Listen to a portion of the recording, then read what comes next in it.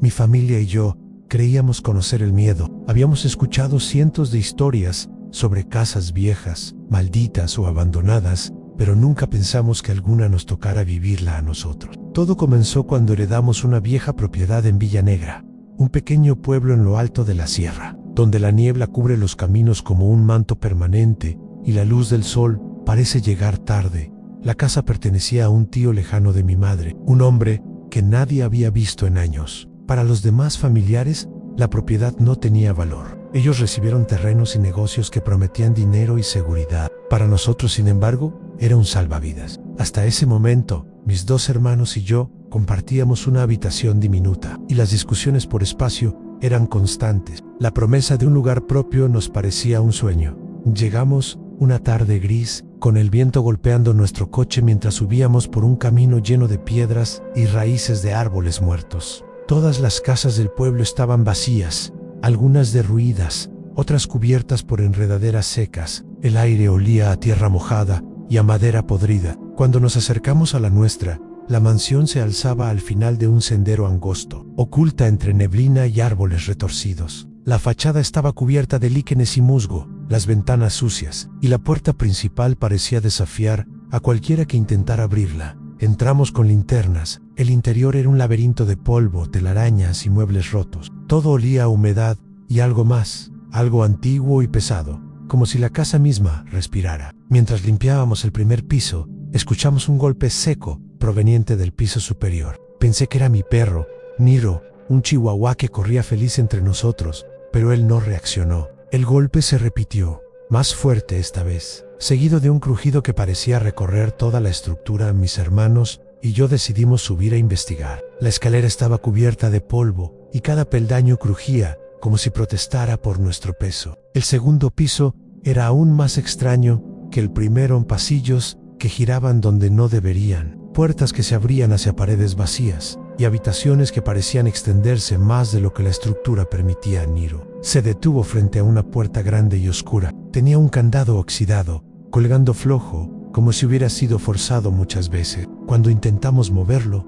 la puerta se abrió sola, lentamente, dejando escapar un aire frío que nos erizó la piel. Niro salió corriendo hacia el pasillo principal, ladrando como si algo invisible lo persiguiera. Intentamos cerrar la puerta, pero el candado se rompió en nuestras manos. Como si la casa misma no quisiera que lo hiciéramos, a mi madre subió detrás de nosotros, con los ojos llenos de miedo. Mi padre llegó poco después con un amigo constructor, planeando evaluar la casa, pero lo que escucharon esa noche los dejó helados a pasos que se movían por detrás de las paredes. Susurros que no podían identificar, golpes metálicos que retumbaban en el techo. Cada sonido parecía acercarse a ellos y luego alejarse, como si la casa estuviera viva. Jugando con ellos nos quedamos solo un par de horas y salimos corriendo. Mi padre decidió que sería imposible mantener aquella casa. Los impuestos, la remodelación y las extrañas experiencias que ellos vivieron hicieron que la vendiéramos años después. Con el dinero, compramos una casa más pequeña y abrimos un pequeño café, lejos de la sierra y del miedo que la mansión nos había dejado.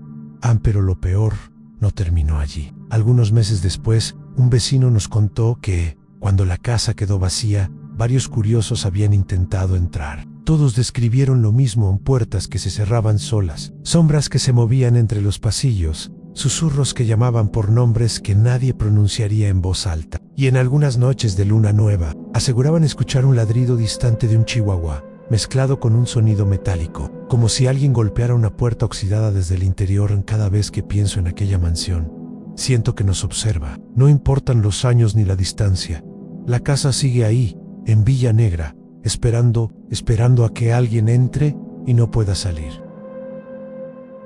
Mis padres se conocieron en Ashwood, un pequeño suburbio de Carolina del Norte. Mi padre tenía apenas 19 años cuando se mudó desde México para trabajar allá, y mi madre, aunque nació en Estados Unidos, había pasado gran parte de su vida con su madre mexicana. Su padre biológico había muerto cuando ella era apenas un bebé, y su padrastro, Albert, se convirtió en la única figura masculina de su infancia, aun cuando mi padre le propuso a mi madre regresar con él a San Luis Potosí. Ella aceptó, dejando atrás a Albert, la única conexión real que tenía con Estados Unidos. Nunca volvieron a verlo con frecuencia, aunque años más tarde, mi hermana Margarita y yo tuvimos la oportunidad de conocerlo. Yo tenía 18, ella 16. Nuestra visita coincidió con un día de Acción de Gracias. Aunque nosotros no celebrábamos esa fecha en México, mi madre nos dijo que sería especial y que debíamos comportarnos. Desde el momento en que llegamos, algo se sintió extraño. La calle hacia la casa de Albert era silenciosa,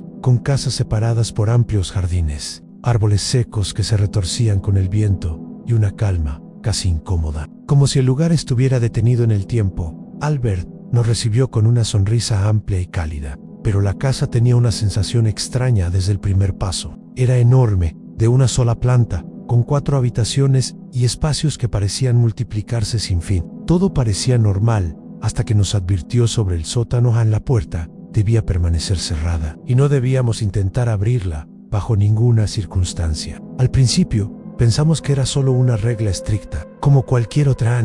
Esa primera noche, Margarita tocó mi puerta después de que nos habíamos dormido. Sus ojos estaban llenos de miedo, y me dijo que había escuchado algo extraño, una respiración lenta y profunda, proveniente de la puerta que daba al sótano. Intenté convencerla de que probablemente era Albert, roncando o moviéndose en la casa, pero la respiración tenía un ritmo demasiado irregular, demasiado humano, y un matiz de desesperación que no podía explicarse. Pasaron los primeros días sin mayores incidentes. Aunque Margarita seguía insistiendo en dormir conmigo, la respiración del sótano aparecía de vez en cuando, distante, casi imperceptible, y ambos comenzamos a preguntarnos si la casa no estaba del todo vacía. A la última noche fue diferente. La respiración no era lejana, sino intensa, fuerte, como si alguien estuviera justo frente a nuestra puerta. Margarita se despertó sobresaltada, temblando, y yo sentí un frío recorriéndome la espalda. La respiración avanzó lentamente por el pasillo, acompañada de golpes secos y un murmullo apenas audible. Una mezcla de palabras en inglés y gemidos ahogados. De pronto, escuchamos gritos, insultos en inglés que retumbaban por toda la casa, y un golpe seco que nos hizo saltar del susto. Era la puerta del sótano, pateada repetidamente. Nos quedamos paralizados, sin atrevernos a abrir ni a movernos. Preferimos hacernos los dormidos, esperando que todo terminara. A la mañana siguiente, Albert había salido temprano, supuestamente a comprar ingredientes para preparar el desayuno. La casa estaba vacía y silenciosa, pero el sótano parecía más oscuro, más pesado que nunca. Margarita, incapaz de contener su curiosidad, bajó para investigar. Yo la seguí. En el sótano olía a humedad y a algo indescriptible, un olor antiguo, podrido, como si el tiempo mismo se hubiera detenido allí. La luz apenas iluminaba las sombras, y los pocos muebles que había parecían moverse cuando no los mirábamos directamente. No había nada que explicara la respiración ni los golpes, pero cada segundo allí se sentía como una eternidad. Al intentar subir, la puerta se cerró tras nosotros con un golpe seco, y la respiración volvió, esta vez clara y directa, justo al otro lado de la puerta cuando Albert regresó. Nuestra única opción fue preparar el desayuno como si nada hubiera pasado. Margarita, con voz temblorosa, le preguntó qué había en el sótano. Él sonrió, con una tranquilidad que me resultó perturbadora, y nos contó, casi como si hablara de la hora del té, que la casa estaba embrujada. Nos explicó que la primera dueña del lugar se había quitado la vida en aquel sótano, encerrándose allí una noche, y que desde entonces la casa parecía habitarla su espíritu. Las familias que habían vivido allí después habían aprendido a respetar el espacio. Nadie bajaba al sótano, nadie abría la puerta. Incluso el agente inmobiliario que se lo vendió a Albert mencionó que el precio era menor por ese motivo. El sótano estaba condenado a permanecer cerrado, inservible. En esa noche, cuando Albert se quedó a dormir solo antes de regresar con nosotros, soñó que la mujer del sótano intentaba entrar en su habitación. Su sueño era tan real que al despertar sentía el aliento de alguien respirando con dificultad junto a su cama. Albert nunca nos lo dijo, pero sé que incluso él no pudo dormir, inquieto, escuchando cómo el espíritu insistía en recordarle que el sótano le pertenecía. Desde entonces, Margarita y yo nunca olvidamos aquel lugar. Cada vez que cerramos los ojos, podemos escuchar la respiración lenta y desesperada del sótano, recordándonos que algunas casas no son solo paredes y muebles, sino prisiones donde los secretos del pasado esperan pacientemente a ser descubiertos. A unos 20 minutos caminando desde mi casa, por un camino polvoriento, bordeado de arbustos secos. Se encontraba una casa que todos en el barrio conocían, pero nadie se atrevía a nombrar en voz alta. Nadie vivía allí desde hacía años, y con el tiempo, la calle misma había quedado casi desierta en las casas cercanas. Alguna vez llenas de vida, estaban ahora silenciosas, abandonadas o en ruinas. En lo extraño de aquella casa no era solo que estuviera vacía. Nadie se había atrevido a entrar. No había graffiti en las paredes, ni grafiteros, ni delincuentes, ni curiosos atrevidos. Simplemente nadie se acercaba. Era como si el lugar tuviera un campo invisible que repelía a todo ser vivo. La última vez que alguien habló de ella, dijeron que quienes habían osado mirar por las ventanas jamás contaron la experiencia sin temblar. Era una tarde gris y ventosa, cuando terminé un proyecto con mi grupo en la casa de mi amiga Valeria, que vivía cerca de allí. Hablando entre risas y recalcando lo tarde que se nos hacía, mencioné aquella casa. Valeria, por supuesto, ya la conocía. Los demás del grupo, sin embargo, se sorprendieron de que estuviera tan cerca y decidieron que debíamos ir a verla. Solo por curiosidad éramos 4, Valeria, Elena, Pedro y yo. Valeria nos advirtió que era peligroso y que no nos arriesgáramos, pero Pedro insistió en ir. Yo, por alguna razón, sentí que no podía quedarme atrás. Al llegar, nos detuvimos frente a la casa. Desde fuera parecía un edificio normal de 2 plantas, pero algo en su aura me heló la sangre. Las ventanas estaban rotas en varios puntos y una neblina ligera parecía adherirse a las paredes, moviéndose como si respirara. Pedro, sin pensarlo, cruzó la calle y comenzó a escalar la vieja barda con sorprendente agilidad. Yo dudé unos segundos,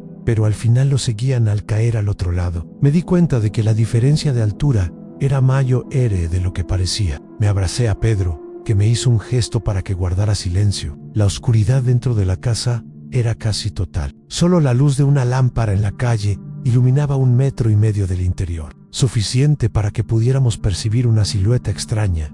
Pedro señaló algo en el piso, y yo pensé que era solo una bolsa vieja de basura tirada. Pero se movió lentamente, como si tuviera vida propia. De pronto, se levantó. No era una persona, pero tenía forma humana. La silueta era completamente negra, con contornos apenas visibles, y lo que más aterraba eran los ojos en 2 esferas que reflejaban la luz de la calle. Fíjase en nosotros. A mi corazón latía con fuerza mientras la silueta avanzaba un paso hacia la luz. Intenté moverme, pero sentí que mis pies se habían petrificado. Pedro me tocó el brazo y me susurró que corriéramos. Salimos disparados, pegados a la barda, escuchando cómo algo se movía detrás de nosotros, siguiendo cada uno de nuestros pasos. Al llegar a un viejo contenedor de basura, nos subimos y saltamos la barda hacia la calle. Las chicas nos esperaban al otro lado, con los ojos abiertos de par en par, sabiendo de inmediato que lo que habíamos visto no era un juego. Pedro manejó el regreso a casa en silencio,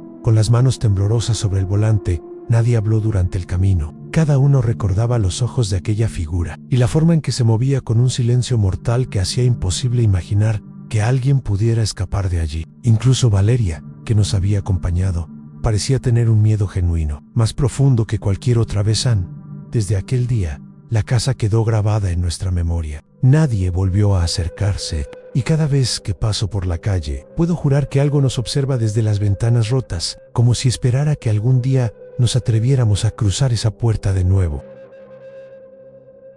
Nunca quise contar esta historia, pero llevo demasiado tiempo cargando con ella. Pasaron casi 30 años, y todavía duele recordarla. Ocurrió en un poblado llamado La Ceiba Negra, un lugar pequeño y polvoriento, rodeado de colinas y campos que parecían no terminar nunca. En aquellos años, la mayoría de las familias ya se estaban mudando, algunos a la ciudad más cercana, otros al norte, buscando un futuro mejor. La Ceiba Negra comenzaba a sentirse como un pueblo olvidado por el tiempo.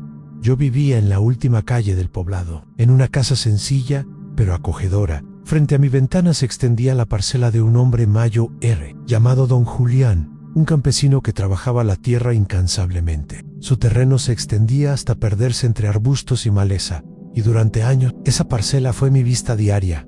Todo cambió un verano en que el pueblo se llenó de gritos y confusión. Una familia había llegado de visita, y su hija, apenas de 6 años, desapareció entre la multitud y los campos. Los vecinos salimos a buscarla.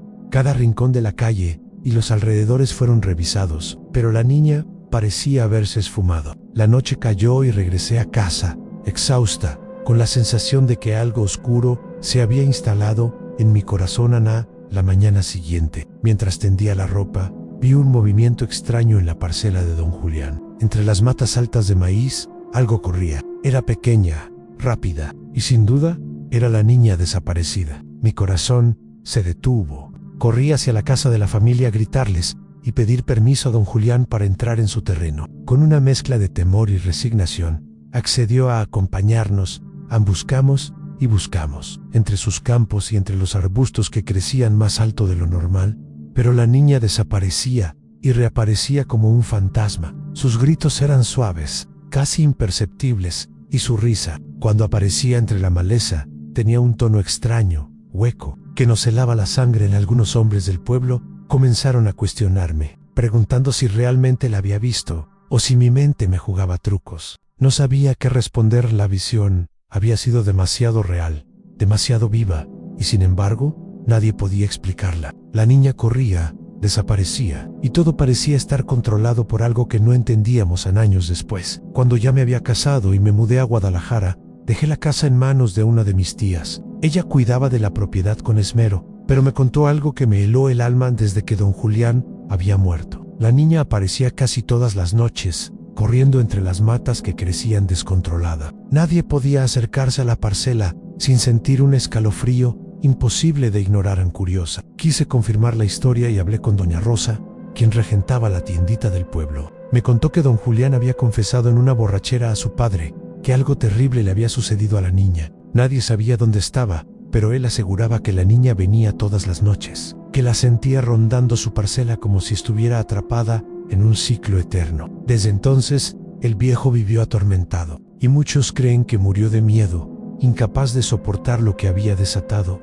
Aún hoy, cuando paso cerca de la Ceiba Negra, me detengo frente a aquella calle solitaria y observo la parcela. Las matas altas se mecen con el viento, y a veces parece que una sombra pequeña corre entre ellas, recordándome que aquella niña jamás encontró descanso. Los vecinos prefieren no mirar, y los pocos sobrinos que heredaron la casa dejaron que todo creciera y se abandonara. Nunca le conté todos los detalles a mi tía. Solo le pedí que no le tuviera miedo a la niña, que tal vez algún día podría descansar. Pero en las noches, cuando cierro los ojos, puedo imaginarla corriendo entre las matas, con esa risa hueca y silenciosa, recordándome que hay secretos que el tiempo nunca puede borrar. Así sigue la Ceiba Negra, un pueblo dormido por el abandono, con su parcela maldita, donde la niña recorre la tierra bajo la luna cada noche, esperando tal vez que alguien la encuentre y la libere. Suerte a quienes puedan escuchar esta historia. Mi nombre es Camila y nací en San Jacinto del Norte, Durango, un pueblo que parece dormido bajo un sol abrasador durante el día y se vuelve un lugar de sombras infinitas por la noche. Hay cosas que todavía me suceden, cosas que parecen observarme, cosas que aún me persiguen, pero quiero empezar con un recuerdo de cuando era niña, porque allí comenzó todo. Mi hermano menor, Lucas, y yo vivíamos en unas casitas al borde del pueblo que, con el tiempo, desaparecieron, barridas por el abandono y el polvo que siempre cubre este rumbo. Aquella zona era famosa por su silencio absoluto. Nadie pasaba por los caminos, salvo nosotros y los burros que transportaban leña hacia el pueblo. Para ir a la escuela, mis padres nos despertaban antes del amanecer, cuando la luz aún no llegaba a los tejados, y nos hacíamos el largo trayecto caminando por la vereda del silencio, un sendero que atravesaba un bosque seco de arbustos, mezquites retorcidos y pequeños pinos que apenas dejaban entrar la luz. El camino duraba casi una hora. Cada mañana sentía que el viento llevaba voces lejanas entre los árboles, pero siempre lo ignoraba, porque ya estaba acostumbrada. Lucas, más sensible que yo, solía mirar hacia la espesura, inquieto, murmurando que veía cosas que yo no podía. Yo, como toda hermana mayor, le decía que imaginaba que eran pájaros o ramas movidas por el viento, pero un día todo cambió. Era un miércoles de otoño. La bruma aún cubría la vereda y el sol apenas lograba abrirse paso entre los troncos. Lucas me detuvo con un tirón de brazo y señaló hacia un rincón donde los arbustos se entrelazaban formando un pequeño arco natural. Camila, ahí está. Miré y no vi nada, solo sombras y la niebla que parecía moverse por sí misma. Lucas insistió y yo le pedí que me describiera lo que veía. Su voz temblaba, pero las palabras salían con una claridad inquietante. Es un hombre, viejo, camisa blanca, abotonada hasta arriba, saco negro con hombrera. Sus ojos no tienen brillo, solo sombras hundidas. Waisuke blanco, pero no como el de un anciano común. Parece que flota, Camila. Parece que no toca el suelo. Intenté convencerme de que era un juego de su imaginación, pero la descripción era tan precisa que no pude ignorarla. Pregunté a los vecinos, a los adultos que vivían cerca, y nadie conocía a ese hombre. Ni siquiera nadie había escuchado hablar de él en pasaron días, y Lucas volvió a insistir. Lo veía a todas horas, siempre entre los árboles, observando la vereda, como si esperara algo. Yo seguía sin verlo. Mi madre decía que algunas personas pueden percibir cosas que otros no, y que eso no significaba que fueran locos, hasta que llegó el día en que lo vi. Fue una tarde en que debía entregar unos recados de mi madre en el pueblo y regresaba sola. La luz del sol comenzaba a desvanecerse entre los arbustos cuando sentí un murmullo, casi un suspiro que parecía llamarme por mi nombre. Al voltear, allí estaba el hombre descrito por Lucas, de pie entre dos pinos. La niebla se adhería a su cuerpo, haciéndolo parecer más alto de lo que era. Su rostro apenas era visible, pero sentí que me miraba directamente, y esa mirada atravesaba a no sé si caminó hacia mí o fue mi mente quien lo percibió, pero comencé a correr, tropezando con raíces y piedras, hasta llegar a la casa. Respiraba con dificultad, y mi corazón parecía querer salirse del pecho. Le conté a mi madre y ella fue inmediatamente a investigar, pero no encontró nada. Solo me dijo que tuviera cuidado y que no caminara sola por la vereda al anochecer al día siguiente. Mi madre decidió acompañarnos a la escuela. Lucas y yo caminamos detrás de ella, pegados a su sombra, esperando no encontrar nuevamente al hombre. Pero apenas nos adentramos en la vereda, Lucas gritó: «¡Ahí está!». Ali estaba a unos 30 metros entre los árboles, inmóvil, observándonos. Mi madre se interpuso, gritando, exigiendo saber qué buscaba. El hombre no respondió. Simplemente se desvaneció entre los arbustos, pero no como alguien que se aleja caminando, no. Parecía que flotaba, que se deslizaba sin tocar el suelo. Lo vimos, y mi corazón se heló. Desde la cintura hacia abajo, no tenía piernas, solo el torso y la cabeza, levitando entre la niebla, como un espectro que desafía las leyes de la naturaleza. Casi perdemos el conocimiento. Regresamos corriendo a casa, sin mirar atrás. Mi madre tardó horas en calmar nuestros nervios, y la vecina de al lado vino a consolarnos, asegurando que habíamos visto lo que nadie debería ver. Pasaron los años, y los recuerdos de la vereda del silencio se entrelazaron con otros sucesos que ocurrieron más adelante. Durante las vacaciones de verano en Cañón de los Murciélagos, un área de cabañas cerca del pueblo que los adultos alquilaban para descansar. En ese verano, fui con 2 amigos de mi edad, Ivan y los demás adultos y niños se alojaron en otras cabañas. Allí conocimos a Lucía, hija de los cuidadores del lugar, quien se ofreció a acompañarnos a buscar una cascada de la que habíamos escuchado historias. Pasamos la mañana entre risas, tomando fotos y bañándonos en la corriente. Todo parecía un día perfecto, pero cuando regresábamos de la cascada, ya de noche, Lucía se detuvo repentinamente, volteó hacia la vereda que habíamos recorrido y dijo, con voz temblorosa: «Tengo que irme, nos vemos después». Intentamos preguntarle por qué, pero solo desapareció entre la oscuridad, dejando un silencio tan pesado que parecía aplastarnos. Nos acercamos a los columpios, cerca de nuestra cabaña, para comer unas hamburguesas, alejados de los adultos. Mi hermano menor, entonces de 11 años, se unió a nosotros. Todo parecía normal hasta que un crujido en las ramas nos hizo callar. Al principio pensamos que era un animal, pero la sensación era distinta. Algo se movía de manera antinatural, saltando entre las ramas, acercándose a nosotros. Lucas tomó una piedra y la lanzó instintivamente. Entre las sombras, algo se movió a una velocidad imposible. Un perro completamente blanco, más grande de lo normal, corrió hacia nosotros sobre 2 patas, con las rodillas dobladas, de manera imposible. Sus ojos brillaban en la oscuridad, y la forma en que se desplazaba era completamente humana. Un escalofrío recorrió mi espalda. El miedo se apoderó de mí. El perro desapareció entre la arboleda, pero esa no fue la última vez que lo vimos. Durante toda la noche, se escucharon aullidos y ruidos que parecían provenir de la misma criatura. Nadie pudo dormir. Al día siguiente, Luciano volvió a aparecer, y los otros adolescentes buscaron excusas para evitarnos. Intentamos fingir normalidad, hasta que mi padre decidió regresar a casa temprano. Nadie sabía qué había ocurrido realmente esa noche, y yo, incluso siendo adulta ahora, aún no me atrevo a contarle a mi padre lo que sucedió. Esa noche, después de los sucesos con el perro blanco, no podíamos dormir. El viento arrastraba un susurro constante entre los pinos, como si alguien estuviera caminando justo afuera de las ventanas de nuestra cabaña. Cada crujido de la madera nos hacía saltar del susto. Incluso los adultos en otras cabañas parecían inquietos, aunque fingían no sentir nada. Decidimos quedarnos juntos, Lucas, Iván, Matías y yo, mientras nuestra hermana menor dormía en otra habitación con los adultos. Los minutos se estiraban como horas, y cada sombra parecía moverse, deformándose con la luz de la lámpara que apenas iluminaba la estancia.